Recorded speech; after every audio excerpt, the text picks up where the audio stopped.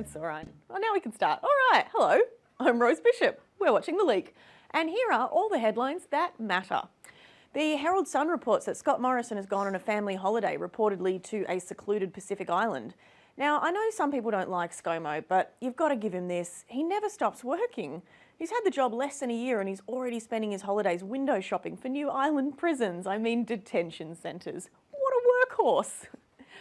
Pope Francis has declared a global climate emergency, warning of the dangers of global heating and that a failure to act urgently to reduce greenhouse gases would be a brutal act of injustice towards the poor and future generations. And if anybody can recognise a brutal act of injustice towards the poor, it's the Catholic Church. Yeah, you might groan now, but that's definitely not the most recent one. Well, in small gestures news, unhappy with how many plastic bags he was handing out to customers every day, a 64-year-old owner of a family-run neighbourhood supermarket in Vancouver has now become the unlikely hero of a single-use plastic revolution emerging in Canada. Tired of his customers' use of single-use plastic bags and not wanting to actually ban single-use plastic bags unless it's legally mandated, David Lee Quen, the owner of East West Market, has redesigned his plastic bags to draw the public scorn that someone who uses a single plastic bag apparently deserves. To date, the introduction of the bags has seen a change in his customers' behaviours, in that they've changed which store they shop at. Though some customers still insist on using plastic bags, and for them, Keen has a new strategy in mind. Here's another satisfied customer walking their shopping home. The Cities Coalition for Digital Rights, a joint initiative launched initially by New York City, Amsterdam and Barcelona, has the support of organisations such as the United Nations Human Settlements Programme, UN Habitat, in its bid to protect, promote and monitor the digital rights of residents and visitors. 26 cities across the world have signed the pledge, with the only city in Australia to have done so being Sydney. The Tourism Board of Sydney is saying that if you want to visit Sydney, it's nobody's business. And anyway, there's no need for the city to track your movements when Facebook does a much better job than we ever could. Now, North Queensland MP, an adult male man who has perpetual and permanent who the frick farted face, Bob Katter, has blamed his larrikinism for a controversial video recording which shows him apparently declaring his allegiance to the far-right, anti-masturbation, big boys' very real group, the Proud Boys. There he is, being a big boy with his friends there. Anti-fascist organisation the White Rose Society told SBS News that it does not know of any further involvement of the MP with the Proud Boys, which is why when questioned about it, Katter wrote the whole thing off as just larrikinism. He stated that he didn't know the group or anything about it, which is probably why the 72-year-old was so quick to just read whatever they handed him.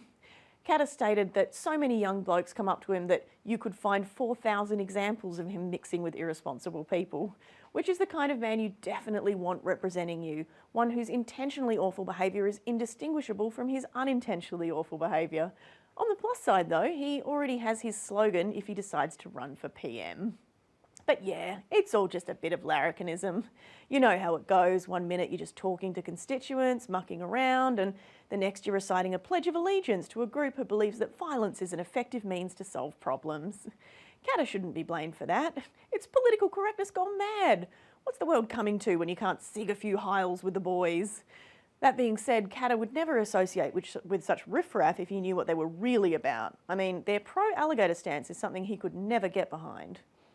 Blossoms bloom as far as I'm concerned, but I ain't spending any time on it because in the meantime, every 3 months, a person is torn to pieces by a crocodile in North Queensland. It just never gets old. Meanwhile, Northcote, seen here trying way too hard to look casually derelict, has been home to many forms of alternative white people, and this story is no exception. A group of anarchists using a shared space in Northcote have entered a dispute over ownership of their clubhouse. A split in club leadership saw an ousted faction of anarchists locking the rest out, damaging property and switching off utilities. The clubhouse was then placed up for sale by the ousted group in a real, if we can't have it, we'll profit from it using the tools of capitalism kind of move. You know, like any true anarchist would. The sale was probably inevitable though, since the building already looks exactly like the kind of bougie, highly coveted warehouse conversion that works better on property developers than Viagra. A mediator for the ousted group explained these people have come in within the last 2 years and that they decided to just occupy the space. I think though when you're getting upset about people not respecting structures of hierarchies and leadership and using collective power to act instead, that probably means it's high time to leave your anarchist clubhouse to the yuppies and get a job in a bank. Queensland Liberal Nationals pushed for a lift on the nuclear power ban in Australia this week.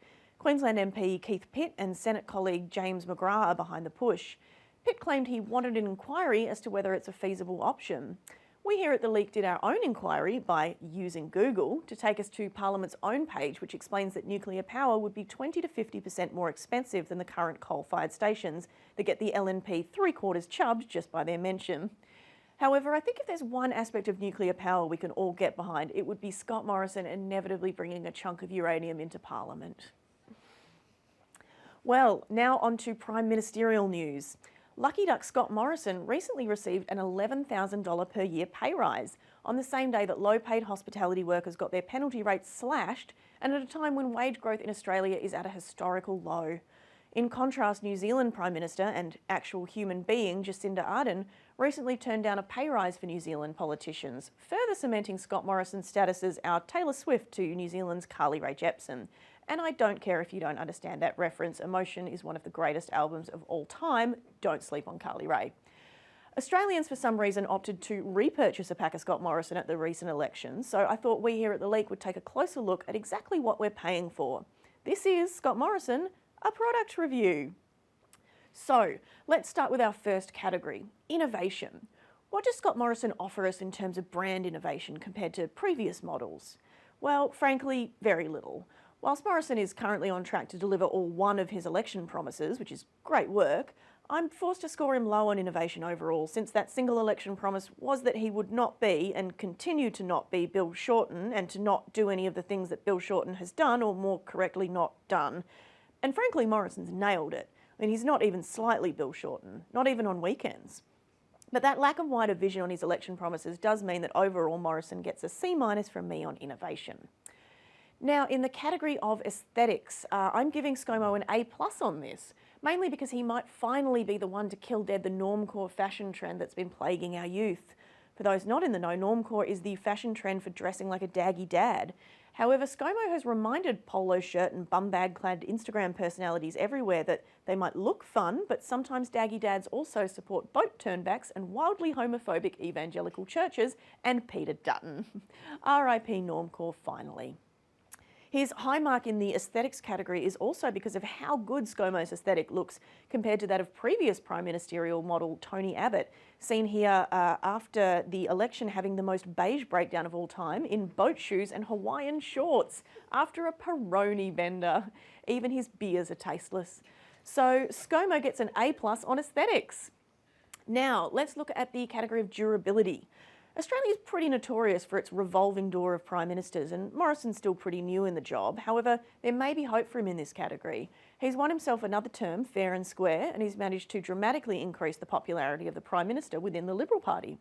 About 90% of the party hated Malcolm Turnbull and worked hard to oust him, whereas Scott Morrison has managed to get himself to the point where only about half of his party openly want to stab him in the back and replace him with a newer model of old rich white guy. And having already sacked Barnaby Joyce, the guy clearly has what it takes to stay on the right side of his party. So I'm giving Morrison a B- on durability. So, overall, does Scott Morrison represent good value for money as a Prime Minister? I'm going to have to say no. ScoMo is now amongst the top 5 most highly paid leaders in the entire world, earning more than German Chancellor Angela Merkel. So if you're in the market for a Prime Minister, why splurge on a subpar ScoMo when you could employ Merkel the Machine or folk hero and certified bae Jacinda Ardern? Jacinda represents particularly excellent value. I mean, she's cheaper than ScoMo, she's never shit her pants in a McDonald's, and she doesn't indefinitely detain and torture innocent human beings on secretive island prisons. She's kind of what you'd call an all-rounder in that sense. A much better buy overall. Well, that's it for this segment. I'm going to have some ads now. Just want to say thank you to my dad, Ian Bishop, for helping me write that last segment. We will be right back after this.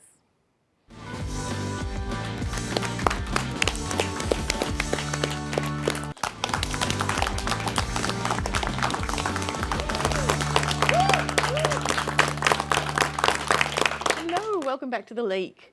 Now, ever-controversial Victorian CFMEU State Secretary John Setka has been facing calls recently to resign in the wake of allegations that he blamed domestic violence campaigner Rosie Batty for men now having fewer rights at a committee meeting.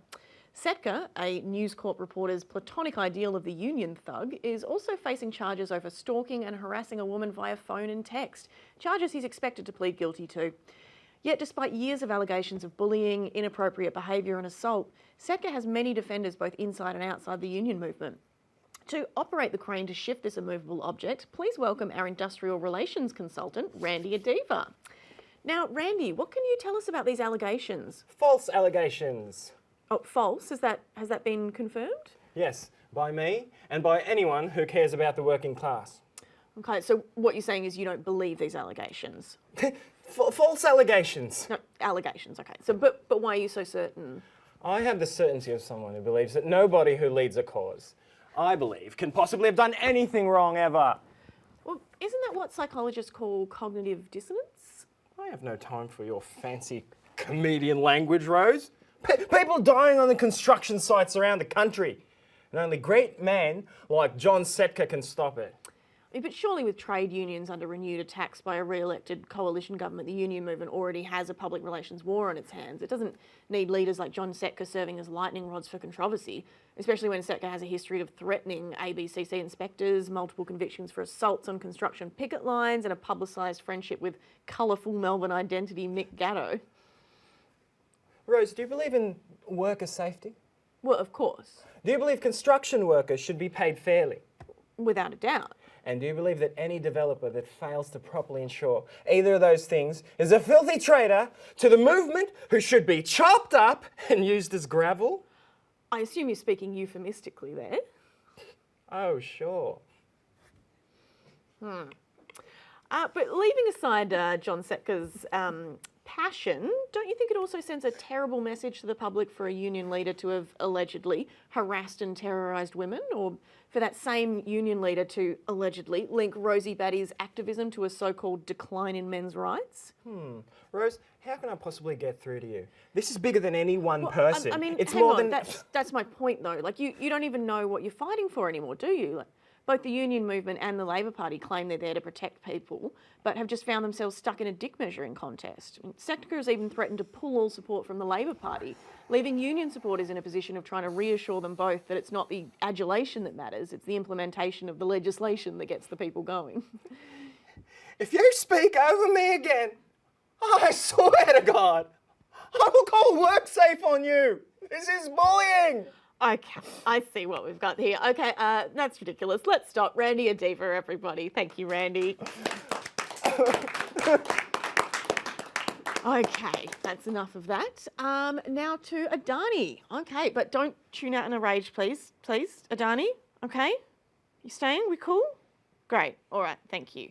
So Adani has somehow passed its final environmental approval and can now begin work on its Carmichael mine in central Queensland after nearly 9 years of planning, fierce protests and endless political debate. Here to help us dissect exactly what went wrong is senior protest analyst Katherine Allan. Hello, Rose, and hello, my true fellow believers. I just want to start by communicating to my fellow any state but Queenslanders that you should continue to shout at the entire state of Queensland whenever you can. Katherine, that doesn't sound too helpful though. Isn't that going to be counterproductive? Yes, but it is well-meaning, like when my old housemate tried to help clean the house but apparently didn't know you need to empty the vacuum cleaner, and like Bob Brown's anti-Adani brigade who went up to Queensland to shake their fingers and tut their tongues and disrespect the will of the voters. They what? You heard me, Rose. The Adani mine was chosen by the people, for jobs, jobs for people, people who voted for jobs. But I mean, Katherine, surely you can't be serious. Like, there won't be any jobs if the planet's dead. Oh, sweet naive Rose, what is the point of saving the planet if nobody gets to spend the rest of their life working a job they hate to feed their family? I mean, is there a compromise? Not if you ask either side of this debate. We either have a planet and slowly killing jobs, or we have jobs while slowly killing a planet. But is there a reason for that? Because this is what it feels like to be on the defence, Rose. Do you like this feeling? No. Change your mind, now! No, stop it. See? Doesn't work. The point of a protest is to spread awareness and possibly get people on side. But here we have a poor man's David Attenborough rolling into his circa de judgment, expecting people to be reasonable and listen, while not listening to the reasons they would vote for a party that supports this decision. So are we supposed to just let them dig then? Well, of course not. The mine is a terrible idea. But we need to understand the desperation. We need to empathise. We are supposed to be the party of empathy, of inclusion. Well, that includes these miners. What do you suggest that we do for the miners? We need to transition these miners. They need new skills.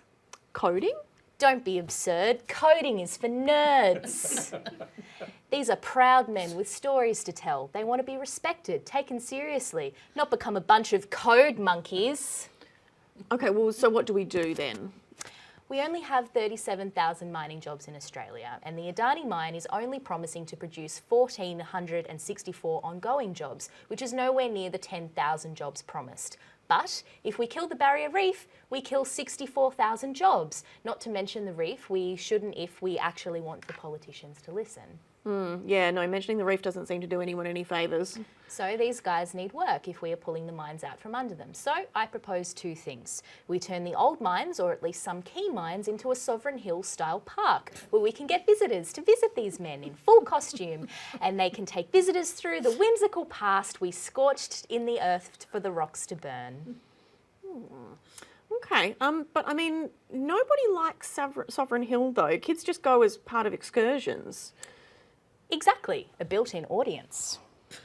Look here, is the Sovereign Hill receives $450,000 visitors a year. What, really? Now, imagine all that money going towards research alternative power sources. We are saving the future by putting the horrible past on display like a 20th century freak show, and we force kids to visit it. Okay, well, you said you had two ideas. Well, secondly, we can get some of these miners and they can get government jobs touring schools and telling students about the importance of diversifying their skill set. These children are the future, and there is no industry that is safe. Pollution, automation, and the casualisation of the workforce, not to mention the gig economy. These kids are fucked, and the earlier they know it, the better. Okay, well, that is just depressing. Katherine Allan, everyone, please thank her for making us sad.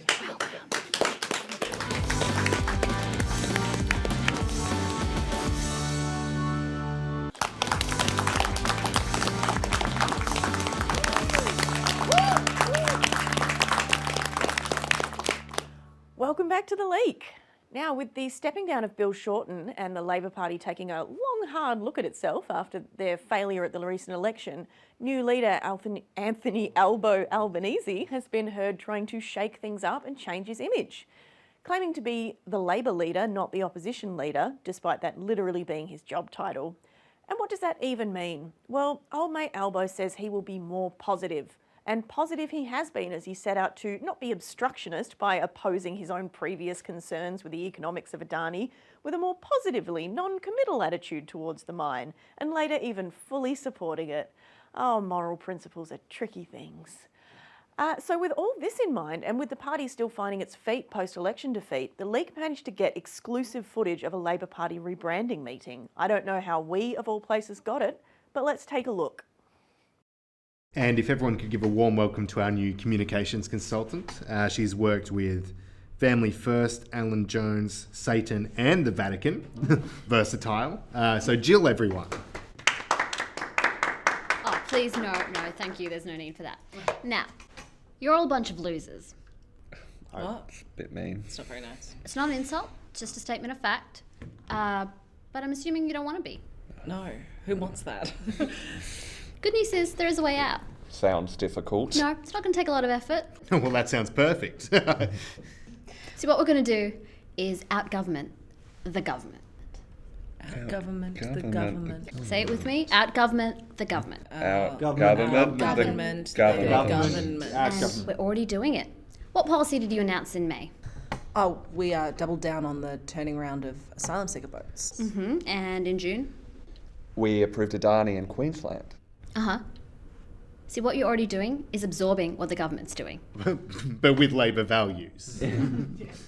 Yeah, sure. I like that. We can use that. Now we just need to build on that work. How do we go one step further and really out-government the government? Brainstorm? Match their tax cuts on high earners? But more?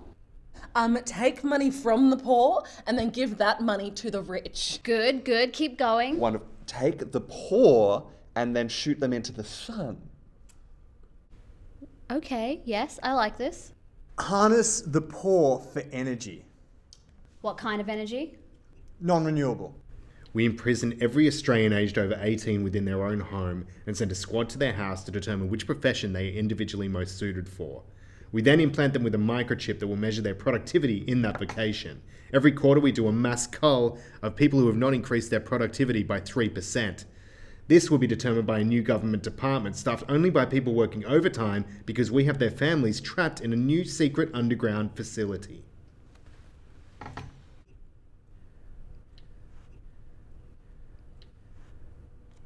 But with Labor values. You see, it really is that simple. Now that we've out-governmented the government on policy, we just need to out-brand their brand. What do we like about this? I like the blue. I personally like the Australian flag. Thank you. And the italics. Yes, good. The vague sense of menace. Now, all we need to do is take what we like, add something a little bit extra.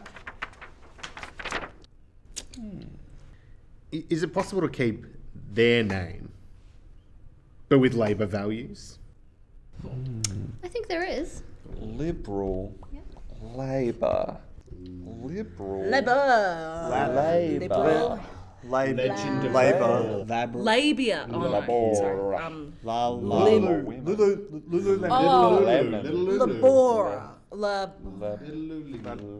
What was that? Sorry? I said laboral. Yeah, that sounds like a party of government to me. Did you already have that printed?